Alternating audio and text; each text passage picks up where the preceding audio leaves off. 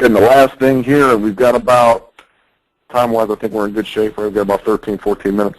The last thing we do is we love to throw the verticals. Again, we love to challenge teams deep. You know, kind of one of our general philosophies here, not necessarily just out of empty, but in our passing game is, you know, we like to at least once a quarter, which we never do it, but our rule is at least once a quarter, threaten teams deep. You know, take shots on guys, make corners, play the ball in the air, you know, put them in a tough spot. You know, far too often during the course of a game, you know, these guys are not challenged. You know, they're not. They're not forced to play a deep throw 40, 50 yards down the field. You know, you're not challenging their depth perception. You're not challenging their ability to gather, go up, and get the ball at their highest point. You know, it's something we really, really like to do. Again, against empty, it's a good chance to isolate these guys in single coverage, and even in cover two, you can get these guys in the good spots. Okay, so what we do out of our vertical package in empty is we're going to replace, again, usually you guys all have the same thing we have. You have a back who's going to check protect, you know, Mike will, the secondary blitz, however you guys do it, and he's going to check down. Okay, so the quarterback can throw touchdown to any of these four receivers working down the field to check down underneath to his back. Right, the same thought process for us. It's touchdown here at the top end, again, check down to the shallow crosser. Okay, so we replace him with the back. Again, another opportunity to throw short and run long. Again, these are our bigger, stronger guys, our X and our Z, that they're going to run down the field. We feel like they can break some tackles underneath. And the other thing we like to do is drop that underneath coverage, get that ball thrown right where they left. Again, some coaching points where we teach the outside guys. He's running the best 9 for us. Again, he's going to work down the field. At 12 yards, he's going to decide. If this guy is over the top and zone dropping, I'm going to drop this thing out at 15. If he's even, I'm going to take it right past him vertical. Again, my landmark on the outside is numbers +2. Okay, again, you can best release it. So we're not worried about inside or outside. We're worried about you getting to your landmark. Again, if this guy is dropping too deep, we're going to drop it out to a comeback at 15 and takes the yard to give us against cover 3 or cover 4. Number 2 has an important job here. Anytime go for us is our 4 verticals, we tag a receiver X. It means he's our shallow crosser. Okay, the slot knows if we go X, he's got a protection release, outside release the guy over top of him. He's the quarterback's movement key. If we inside release this guy, he knocks this guy right in the teeth. So with your verticals, it's a must that number 3 and number 2 protection release the first linebacker inside. Then once they do it, even if they get off a course, they dive to their landmark.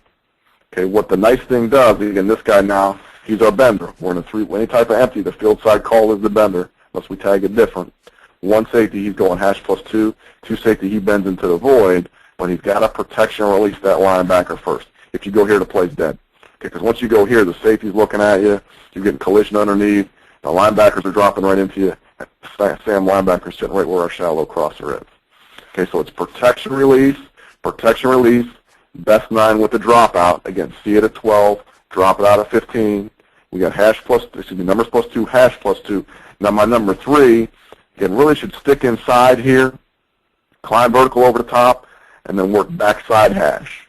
All right, work to the backside hash. So we're hash +2 again against a 1 high defense like you guys all teach. We're trying to put him in a bind. My shallow crosser, it's cut split. He's 5 yards from the tackle. It's a 45-degree angle to 5 yards, and then we teach all of our shallow crosses as an edge break. Snap it flat. That way, if he reads man or zone wrong, okay, say it's man coverage, but he reads in his zone, if he snaps it flat, at least he's creating separation.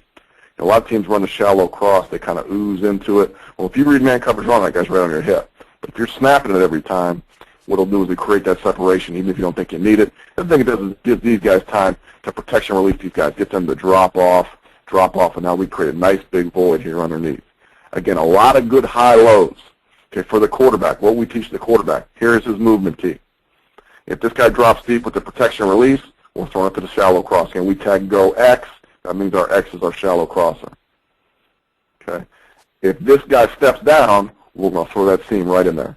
Okay, we're going to throw that seam. We've hit that a couple times for a touchdown. Again, it is a great, if you have a zone pressure look, right, so your free safety is there, your strong safety drops down, your Sam blitzes, and if you can avoid this collision, get to your landmark. It's a great answer for zone pressure or 1 high defenses. Again, we'll do a good amount of stuff against cover 2 where this guy's my bender. He's going to bang that post in the center field, and we'll shoot it to him here again. If he drops down on a shallow crosser, we're high-lowing him. So that's the quarterback's read. Then quarterback always has the option, if he likes to match up here, sees bail, to take open access to the best 9, right to the dropout. Okay. If not, he's going to high-low. Again, it's 1 to the seam, 2 back down, 3 back here over the top. Okay, if you see that Mike linebacker step down. Any type of no-deep situation, we saw that one slide where they just matched up 5 for 5. What happens here? Everybody's routes stay the same, but now he bangs a post early into the open area. Again, he goes inside, up, and he bangs a post. So you've got double post right there. You've got vertical to win here. You've got shallow cross here. So you've still got some good man answers if teams want to step up and challenge you. You know, they say, hey, we're going to play our best 5 against your best 5. So we really like it. Again, the thought process is just like you guys all teach your deep routes. It's touchdown to check down. Again, it's a progression read. It's number 1 to the seam, number 2 to the shallow crosser. Okay, but there's a movement key for the quarterback to work with. So it's the same, again, same general premise as all our drop back passes. Again, we can